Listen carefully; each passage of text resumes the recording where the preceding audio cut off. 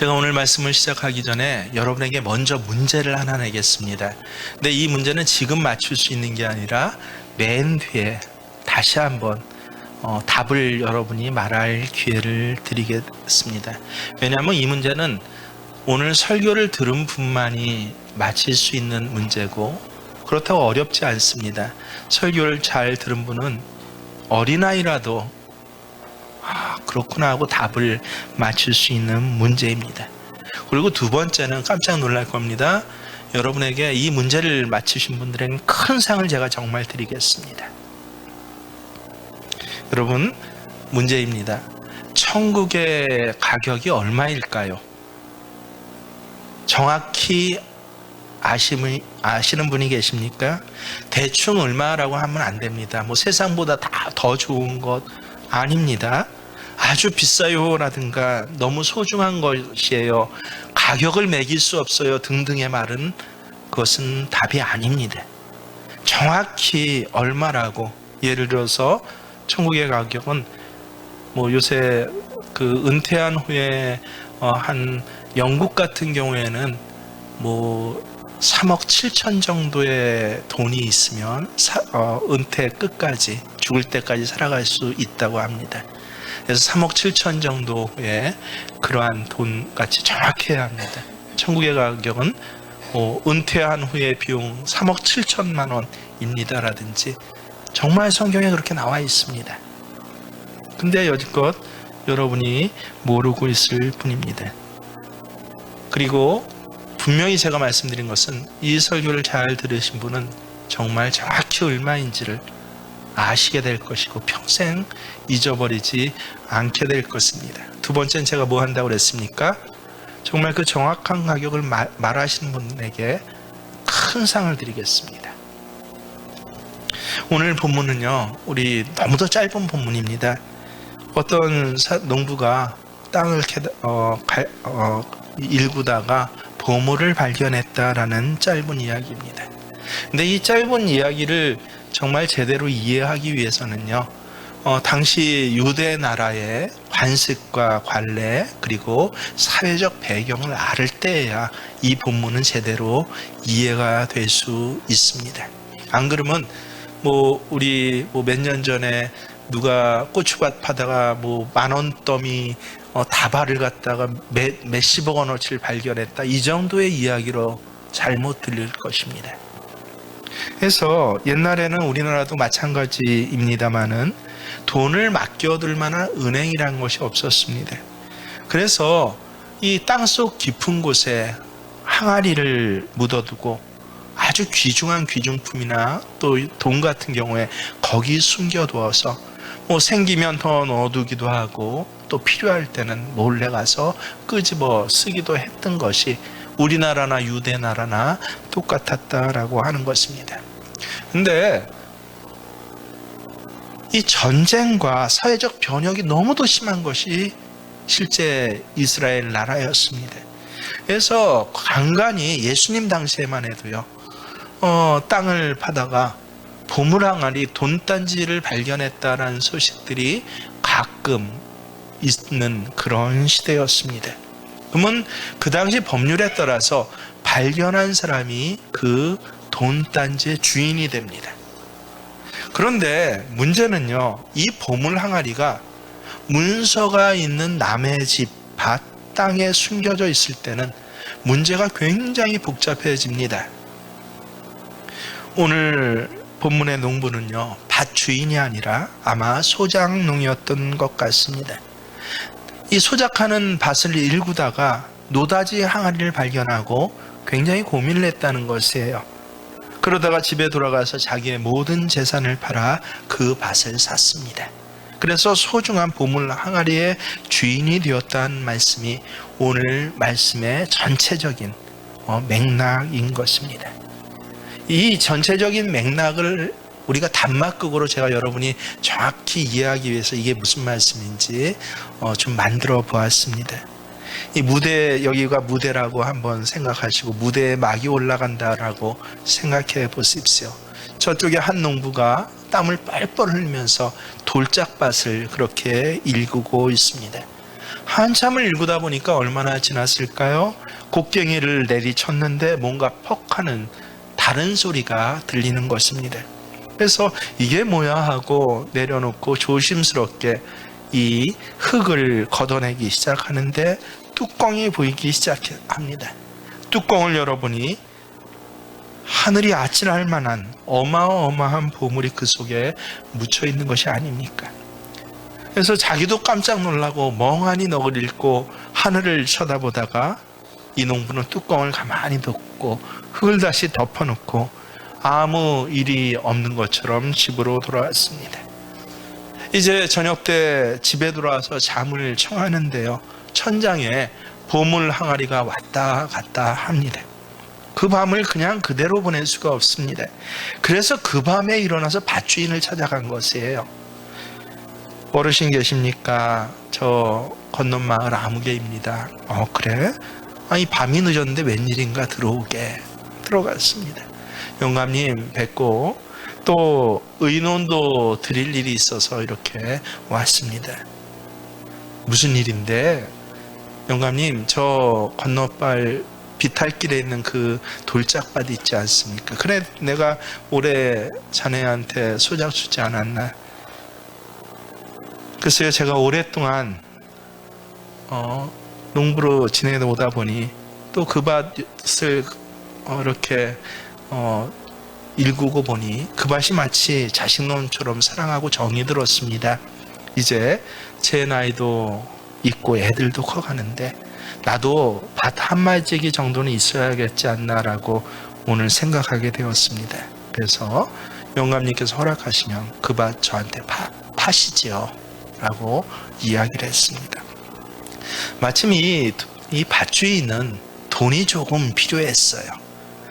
그래서 야 어디 돈 나올 데가 없나 했는데 돌짝밭, 그 쓸모없는 밭을 이 한밤중에 와서 자기한테 팔라고 하니 야 이거 돈 좀 받아 먹을 수 있겠다 싶어가지고, 그래서 돌짝밭 값이 아니라 아주 기름진 밭값을, 터무니없는 값을 부릅니다.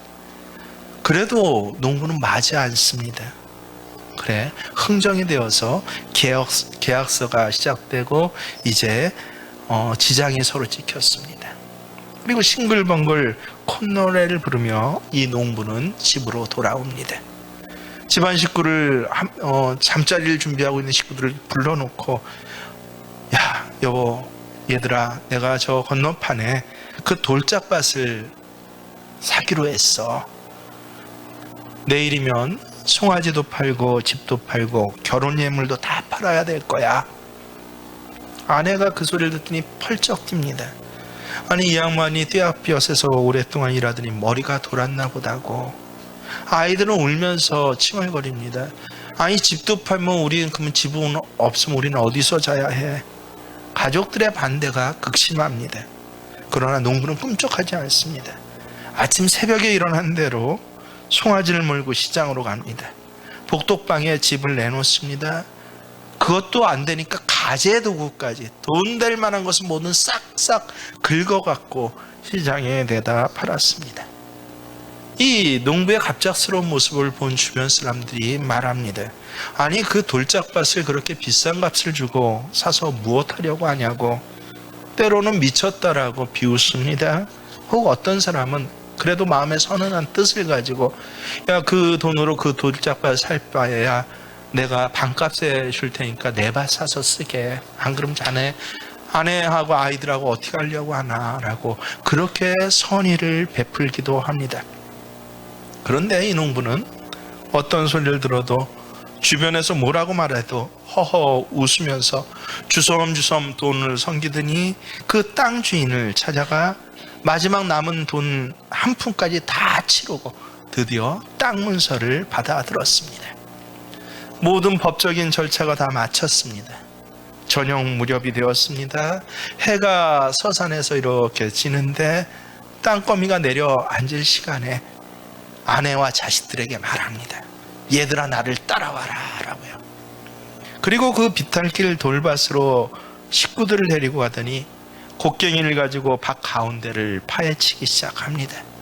식구들은 아버지가 쓸모없는 밭을 사더니 이 저녁 때 또 뭐하러 저 밭을 가냐고 볼멘 음성을 하고 불평을 합니다. 그래도 농부는 아무 소리 없이 밭을 팝니다. 우리 다 예상하죠. 이제 마침내 쨍 하고 뭔가 다른 소리가 납니다. 그 소리 사이로 뭐가 보이기 시작하는데, 근데 깨진 뚜껑을 열어봤더니 어떻습니까? 석양해진 햇살에 거기 큰 항아리에 담긴 보석들이 빛나기 시작하는데요. 식구들은 다 모두 넋을 잃었습니다. 모든 제왕이 부럽지 않을 만큼 어마어마한 보물이 그 속에 묻혀져 있었고, 이제 그것을 가지고 참 복되게 살았다라고 하는 이야기가 오늘 본문에 깔려있는 이야기입니다. 여러분, 드라마와 같은 이야기, 재밌을 얘기로 끝나는 이 이야기, 그렇다고 뭐 특별하지도 않아요. 어디선가 한번 들어봤을 법한, 그리고 실제 일어날 법한 그런 이야기를 예수님께서 우리에게 복음의 메시지로 주시는 그 이유가 어디에 있습니까? 그래서 이 메시지는요, 잘 읽고 새겨야만이 그렇구나라고 알아들을 수 있습니다. 첫 번째는요, 천국의 보물을 발견하는 데는 두 가지 길이 있다라고 하는 것을 우리가 알 수 있습니다. 첫 번째 길이요, 45절에 나와 있습니다. 뭐라고 합니까? 또 천국은 마치 좋은 진주를 구하는 장사와 같으니. 천국 보물을 발견하게 되는데 좋은 진주를 구하는 장사로 예수님은 비유하십니다. 세상에서 제일 좋은 진주를 찾아서 헤매는 장사와 같이 이 사람은 천국 보물을 찾기 위해서 아마 온 세상 좋은 진주가 있을 만한 곳이라고 소문난 곳은 다 돌아다니고 헤매는 노력을 했을 것입니다. 그래서 마침내 그 진주를 발견했다, 만났다라는 것이에요. 그런가 하면 44절을 보면요, 거기에서 비교해서 보면 얼핏 좀 경우가 다릅니다. 천국은 마치 밭에 감추인 보화와 같으니 사람이 이를 발견한 후에 숨겨두고 기뻐하며 돌아가서 자기 소유를 다 팔아 그 밭을 사느니라. 천국은 밭 갈다가 우연히 발견한 보물 항아리와 같다라고 합니다. 자, 장사꾼이 진주를 위해서 온 세상을 다 돌아다닌 노력을 했다면 이 농부는 좋은 천국 보물을 발견하기 위해서 우연히 막 갈다 발견했다라고 예수님 말씀하시는 것이에요. 그러나 가만히 생각해 보십시오. 우연히 밭을 갈다가 보물을 발견한 듯 보이지만 여러분, 우리 예수 믿는 사람은 알아요. 세상에 우연은 없습니다. 내게는 우연 같지만 하나님께는 우연이란 없습니다. 다 아시고 계획하신 하나님의 섭리 중에 그렇게 만나게 되었을 뿐입니다. 오늘 농부는 자기 생각에 별 의식 없이 그냥 여지껏 밭 갈던 대로 갈다가 그렇게 우연히 발견한 것처럼 보였지만 사건의 내면을 보면요, 하나님께서는 그가 보물이 숨겨진 밭을 갈도록 예정해 놓으신 것입니다. 그래서 그는 필연적으로 보물을 그날 그때 발견할 수밖에 없었던 것이에요. 그게 성경에서 말씀하시는 우리의 인생이고 하나님의 역사입니다. 나는 어쩌다가 이 길을 가고 있다고 생각하지만 나도 모르는 길, 내 인생 어떻게 될지 날 몰라 라고 하지만 그 길은 하나님께서는 아시는 길입니다. 나의 길, 내 인생의 한복판에서 때로는 나를 가로막으시고 때로는 밀쳐내시면서 그래서 나를 만나 주신다라고 하는 것입니다. 이것이 바로 천국이고 천국의 보물입니다. 여러분이 보물이 가득합니다. 이제 크게 기뻐하고 기뻐하였다라고 합니다. 가난한 한 사람이 보물을 발견하고 갖는 그 기쁨, 그야말로 비길 데 없는 천국의 기쁨입니다. 그래서 이 천국의 보물을 만나는 것, 겉으로 보기에는 어때요? 어떤 사람은 어마어마하게 세계를 곳곳으로 찾아가며 노력하면서 만났어 라고 보일 수도 있어요. 어떤 사람 밥 갈다가 야 재수도 좋지 로또 복권 맞듯이 우연히 만날 수도 있습니다. 근데 내면적으로는 뭐예요? 아니 하나님의 섭니다 라고 하는 것입니다. 오늘 본문을 통해서 깨달아야 할 두 번째 메시지는요, 어떤 사람에겐 가치 없는 것이, 어떤 사람은 그 가치를 모르는데 어떤 사람은 최고의 가치로 여겨지는 보물이 천국 보물이다 라고 하는 것입니다. 오늘 밭의 실제 주인은요, 그 밭의 보화가 숨겨진 밭의 주인이었어요. 그러면서도 그 가치를 알지 못했습니다. 돌짝밭으로만 알았습니다. 야 돌짝밭 몇 푼 더 주고 팔아먹으니 참 재수 좋다라고 그렇게 그 밤에 흐뭇해 했습니다. 하지만 밭을 실제로 갈았던 농부는 그 밭이 돌짝밭이 아니라 보물이 숨겨진 밭이라는 것을 알았다라고 하는 것입니다. 이와 같은 현상은요, 오늘날에도 마찬가지입니다. 어떤 사람은 부화가 실제 가득히 담겨져 있는 신앙의 밭을 소유하고도요, 이 가치를 몰라요. 이게 얼마인지.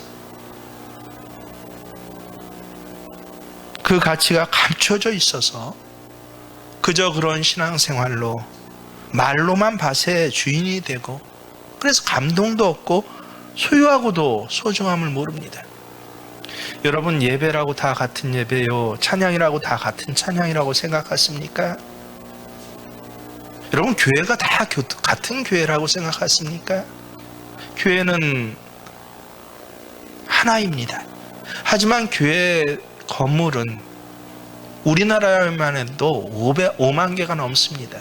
천주교까지 합하면 8만 개가 넘어갈 것입니다.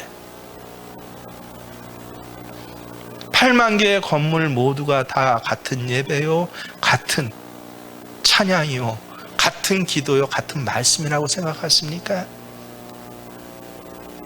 아니죠.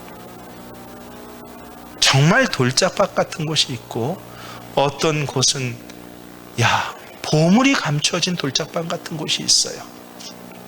근데 그것을 소유하고 그 신앙생활을 그 지체가 되어 하면서도 어떻게 알아요?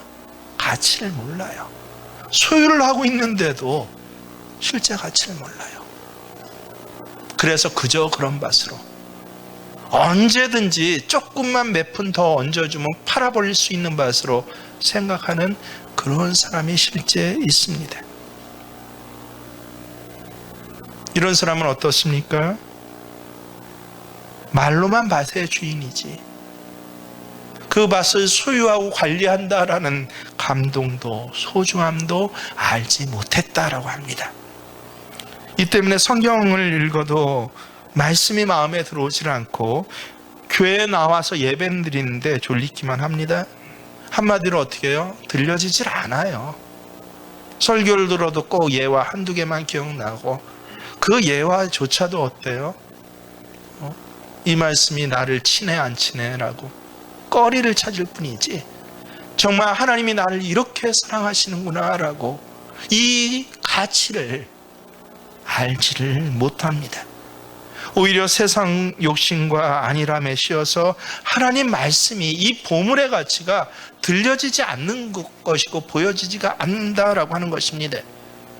예를 들어서 여러분, 요한복음 3장 16절의 말씀은 교회에서 예배드린 사람이라면 누구나 알고 외우고 있는 말씀입니다. 함께 말씀 외워볼까? 시작. 하나님이 세상을 이처럼 사랑하사 독생자를 주셨으니 누구든지 저를 믿는 자마다 멸망치 않고 영생을 얻게 하려 하심이라.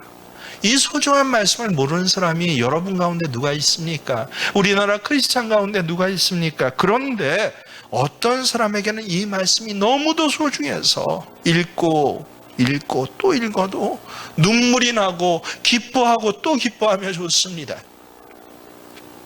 한 절의 말씀은 그 말씀이 그의 인생과 앞으로 살아가는 삶의 목적과 방식을 바꿔버립니다.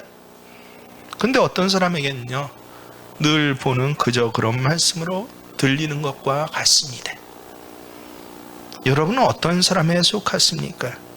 여러분, 모든 성경은 하나님의 말씀인데 어떤 말씀이에요? 나를 향한 축복의 말씀이에요. 그래서 성경은 정말 축복 덩어리입니다. 때로는 하나님의 부들부들 떠는 무시무시한 진노의 말씀이에요. 심판의 말씀이고, 그래서 반면교사 삼아서 그렇게 살아가면 안 되라고 하는 살아있는 것이 하나님의 말씀입니다. 이 하나님의 말씀이 매일 읽혀지고 매주 예배를 통해서 살아있는 성령의 음성으로 선포가 됩니다. 근데 그 가치가 느껴지십니까? 아니면 여전한 돌짝밭입니까? 그래서 그렇구나. 어떤 사람에게는 돌짝밭이 것이 뭐예요? 천국이에요. 하나님 주신 보물입니다. 어떤 사람에게는 가장 귀한 것, 가치를 갖고 있는 것이 바로 천국이고 하나님이 주시는 보물입니다. 세 번째는 가장 중요한 메시지입니다. 보물도 내 것이 되어야 보물이다 라고 하는 것입니다. 오늘 보물을 발견한 농부를 보십시오. 그저 기쁨의 감정만 갖고 기뻐하고 그렇게 날뛰지 않습니다. 이 농부는요, 어떻게 하면 그 보물을 내가 소유할 수 있을까라고 지혜로운 욕심을 갖습니다. 뭔 차이예요? 발견한 것과 소유하는 것은 엄연히 다르다는 것이에요. 중요한 것은 발견한 보화를 내 것으로 만드는, 내 소유가 되게 하는 그런 과정이 있어야 한다라고 하는 것입니다. 저는 이런 의미에서 신앙생활은요, 하나의 힘이라고 생각합니다. 무슨 힘입니까? 씨름하는데 필요한 힘이 아니라 참된 것의 가치를 알고 이것을 위해서, 이것을 내 소유 삼기 위해서 다른 것을 팔아버릴 수 있는, 팔아버리는 것도 힘이에요. 더 소중한 것을 사기 위해서 덜 소중한 것을 내어버릴 수 있는 힘이 바로 신앙생활입니다. 오늘 농부를 보십시오. 더 소중한 것을 위해서 덜 소중한 것을 내어놓습니다. 그는 결코 쉽게 공짜로 얻겠다는 마음 갖지를 않습니다. 어쩌면 그가 마음먹기에 따라서 그 보물 항아리는 전부 몰래 가져와서 자기가 내 거야 라고 할 수도 있을 것입니다. 하지만 문제는 커집니다. 실제 예수님의 비유는요, 하나같이 역사 안에 비유지, 이른바 사건 안에, 실생활 안에 비유지 허망된 비유가 없습니다. 만약에 실제로 그렇게 했다면 어떤 일이 벌어집니까? 가난하고 돈 없는 사람이 돈이 생겼으니 그 출처를 추궁받게 되고요. 그렇게 되면 결국은 그 보물은 누구 것이에요? 땅 주인의 것입니다. 이 사람은 뭐 한 사람입니까? 보물을 발견한 사람이 아니라 도적질한 사람이에요. 형사처벌을 받습니다. 그리고 예전의 형사처벌은 도둑질한 물건의 가치만큼 처벌을 받습니다. 그게 눈에는 눈, 이에는 이라는 하무라비 법전의 가장 기본적인 법의 틀입니다. 온 세상을 다 주고 살 보물의 가치니 오히려 보물 발견한 것 때문에 정당하지 못한 방법으로 이 사람은 어떻게 될까요? 보물 발견한 사람이 아니라 도둑놈도 큰 도둑놈이 되었을 것입니다. 예수 믿는 것 그렇습니다. 여러분, 남의 것을 도둑질을 하듯이 비정상적으로 그렇게 물건을 소유할 수 없듯이 천국도 그렇게 소유되는 것 아니라는 것이에요. 예수님 말씀은요. 그래서 신앙생활을 할 때 너무 지름길로 가려고 하지 마십시오. 정당한 코스로 성경 보고 기도하고 예배드리고 봉사하는 기본적인 과정들을 밟아야지 이 천국 보물은 소유되는 것이지, 아니면 다 발견만 하고 감정적으로 좋다가 맙니다. 그러면 이전보다 훨씬 더 나빠집니다. 어디까지 나빠져요?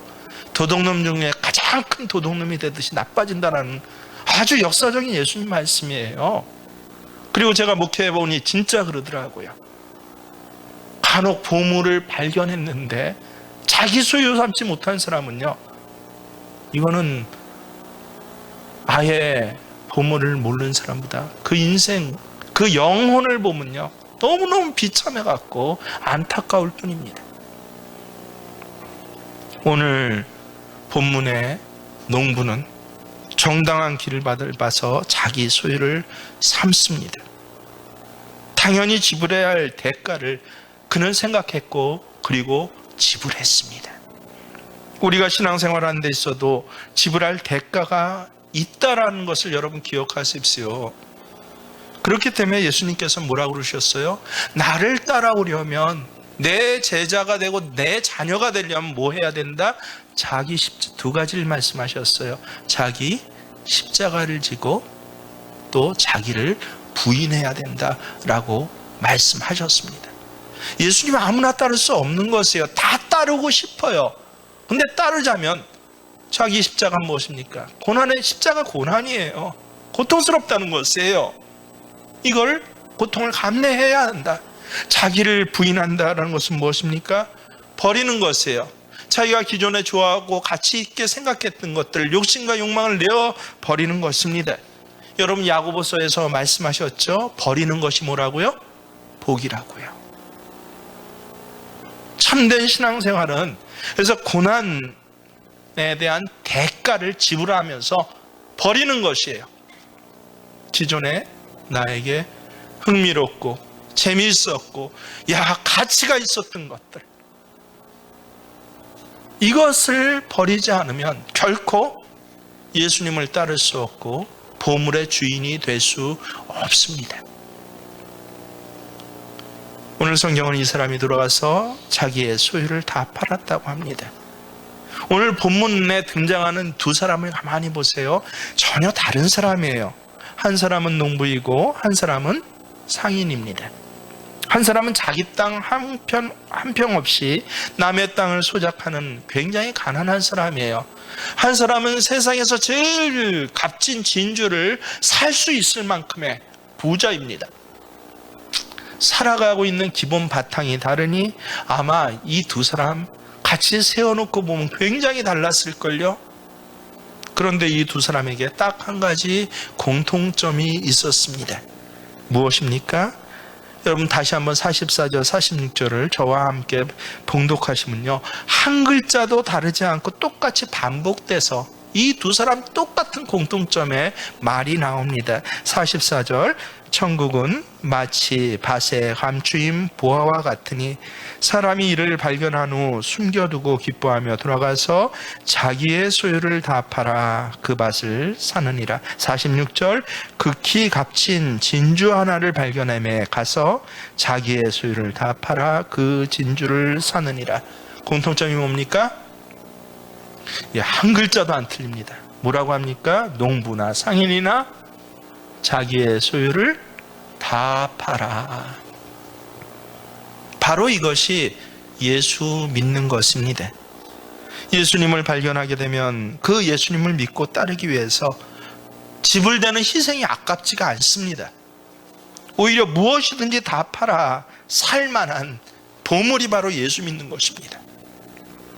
그래서 빌립보서 3장 4절에서 11절 말씀을 참 좋아하는데, 사도 바울의 너무도 유명한 고백입니다. 저도 똑같은 고백을 하기를 늘 바라면서 그것이 사실은 제 목회의 캐논입니다.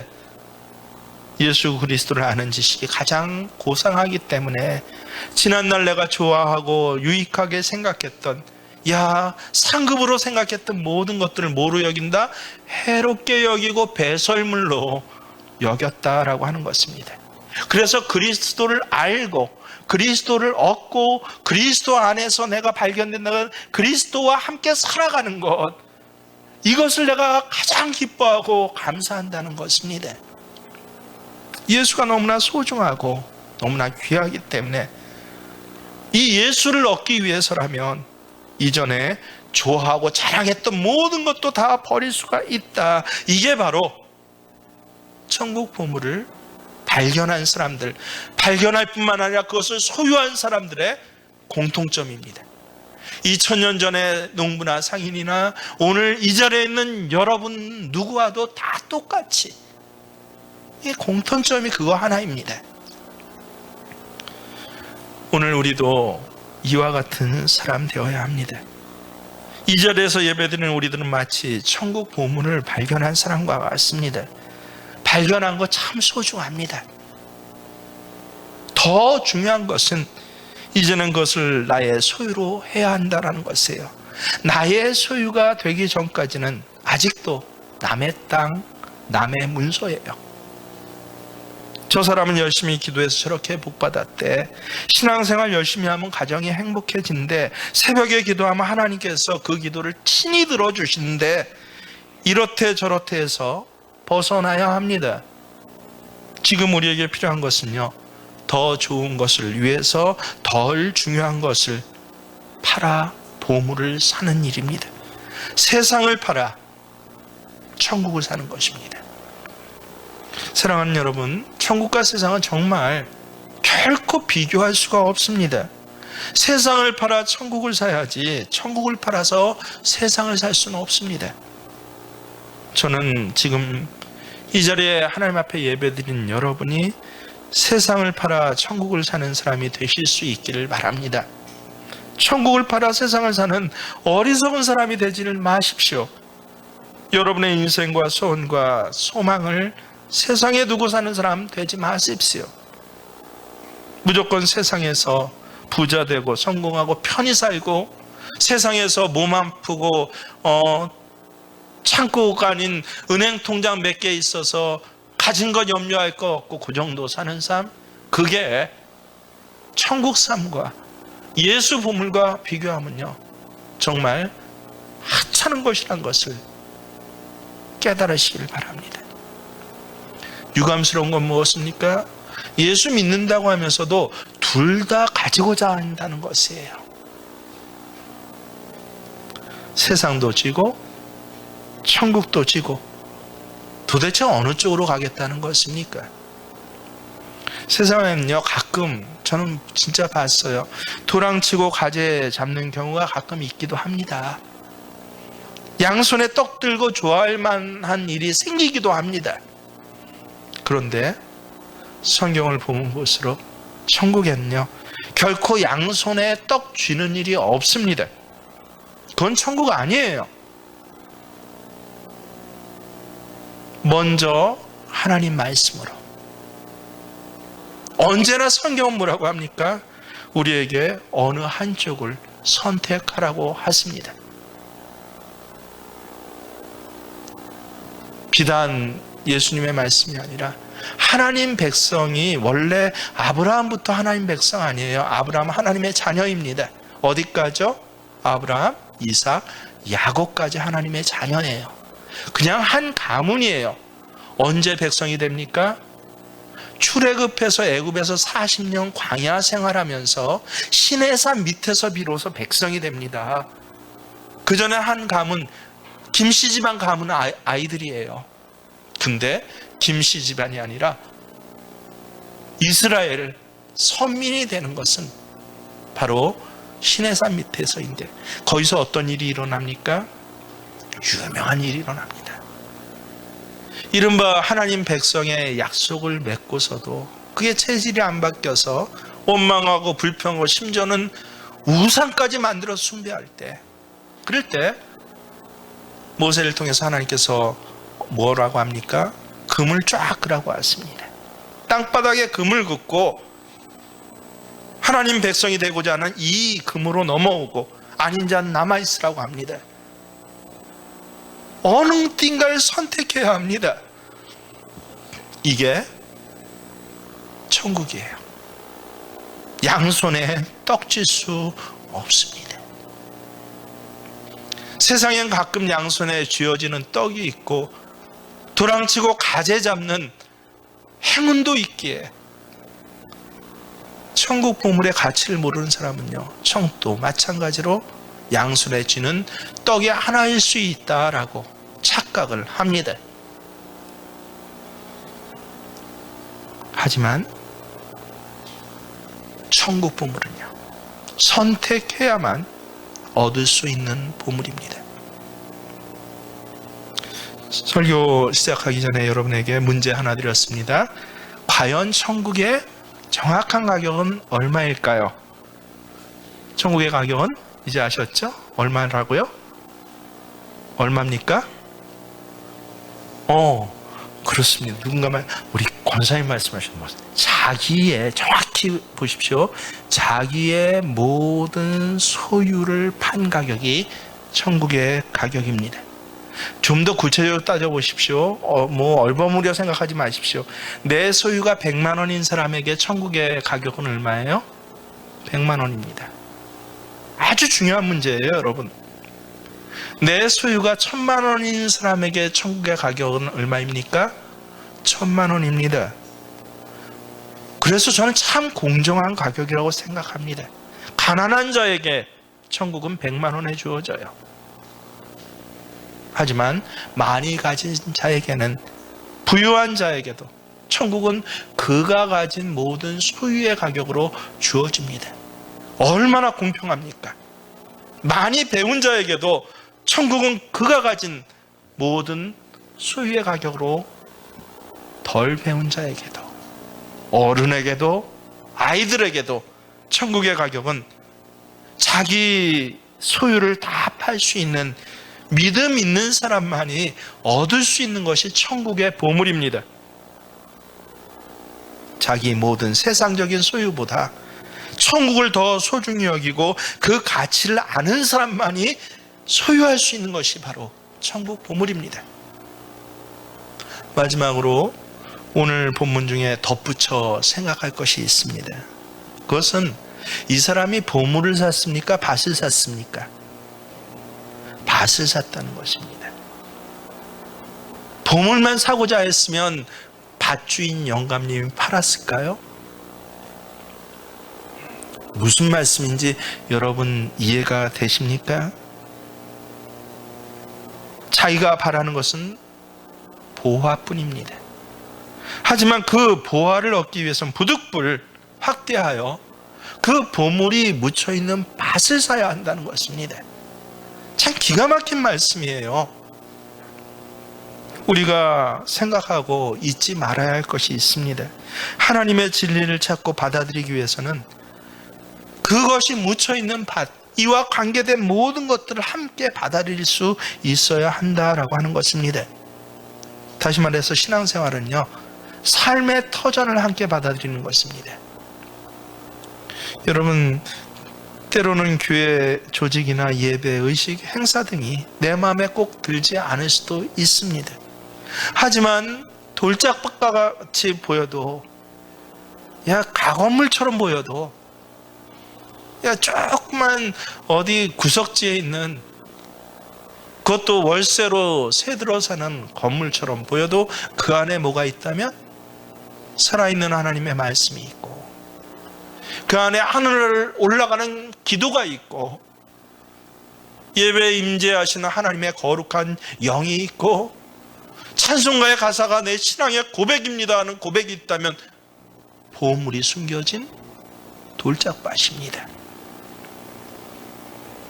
그렇기 때문에 교회생활, 신앙생활은 일단 수긍하고 그 구조 전체를 받아들여서 내가 한 지체가 될 때만이 살 수 있다는 것이에요. 생각해보면 성경 66권 중 여러분이 구원받기 위해서 필요한 구절이 몇 절이나 될 것 같습니까? 한 장이 되든지 한 절이 될지 모릅니다. 더구나 내가 세상 떠나갈 마지막 순간에 내가 꼭 붙잡고 암송하고 읊조리고 고백하는 성경의 말씀 몇 구절이나 여러분 될 것 같습니까? 그것이 몇 마디나 될지 아무도 모릅니다.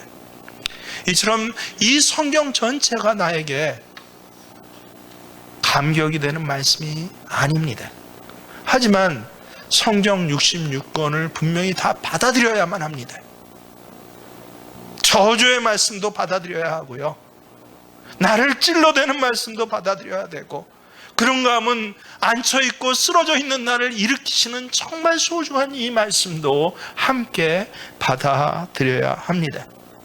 밭을 사야 합니다. 보화만 사겠다고 하다가는 오히려 보화를 빼앗기게 되는 것입니다. 보화가 묻혀있는 그 관계된 모든 것들을 사야 정말 보화를 살 수 있고 보화를 소유할 수 있게 됩니다. 이게 바로 뭐라고 해요? 천국이고 우리의 신앙생활인 것이에요. 다 팔아서 밭을 사고 그리고 보화를 꺼내어 기뻐하면서 자랑하는 그 모습이 여러분 다른 사람의 모습이 아니라 바로 내 모습이 되어야 합니다. 우리가 하나님의 말씀을 발견하고 예수 그리스도를 발견하고 하나님의 나라를 발견하고 그 나라 백성이 되고 나아가서 백성이 아닌 하나님 자녀가 되는 그 기쁨은요, 더 비교할 것도 또 바꿀 수도 없는 엄청난 것입니다. 이제 그러한 기쁨과 감격이 넘치는 믿음이 오늘 나를 정말 천국 보화를 이제 소유하고 이것을 쓰는 그런 사람으로, 그래서 승리한 신앙생활로 이끌어 가야 하는 것입니다. 사랑하는 여러분, 마지막으로 정리를 합니다. 세상을 팔아 천국을 사는 사람이 되실 수 있기를 바랍니다. 천국 팔아 세상 사는 정말 비참한 사람 되지 마시기를 바랍니다. 소원과 소망을 천국에 두고 사시는 사람 되시기를 바랍니다. 여러분의 인생의 목적과 소망을 세상에 두고 사는 사람 되지 마시기를 바랍니다. 무조건 세상에서 부자 되고 성공하는 것으로, 세상에서 편하고 안락한 것으로 삶의 궁극적인 목적을 삼지 마시기를 바랍니다. 제가 말씀을 시작하면서 천국 가격 맞히시는 분에게 뭐 한다고 했습니까? 여지껏 생각하지도 못했고 받아보지도 못했던 큰 정말 좋은 상을 드리겠다고 말씀드렸죠. 목사가 약속했으니까 지켜야 합니다. 드리겠습니다. 다시 한번 문제를 묻겠습니다. 맞히신 분들이 누군지. 천국의 가격은 얼마입니까? 정확히? 예. 저기 맞히신 분 계십니다. 저기도 계십니다. 여기도 계십니다. 제가 이제 정말 큰 상을 드리겠습니다. 무엇입니까? 그 상은 바로 천국입니다.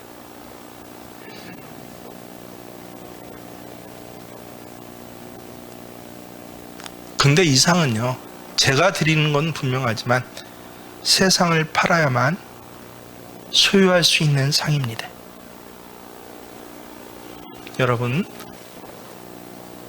오늘 천국을 소유하시기를 주의 이름으로 축원합니다. 저는 저뿐만 아니라 제 자녀들이 세상을 팔아 천국 사는 자녀들 되기를 원합니다. 제 기도 제목은요, 가장 직접적으로는 천국 팔아 세상 사는 어리석은 자녀 안 되게 해주세요라고 그렇게 기도합니다. 더 나아가 여러분 모두 저와 함께 세상을 팔아 천국 사는 사람이 되실 수 있기를 바랍니다. 오늘날 왜 교회가 힘이 없고 왜 은혜가 떨어졌고 왜 문제가 되고 있습니까? 예배드리면서도 천국을 팔아 세상을 사는 사람들이 많기 때문에 그렇습니다.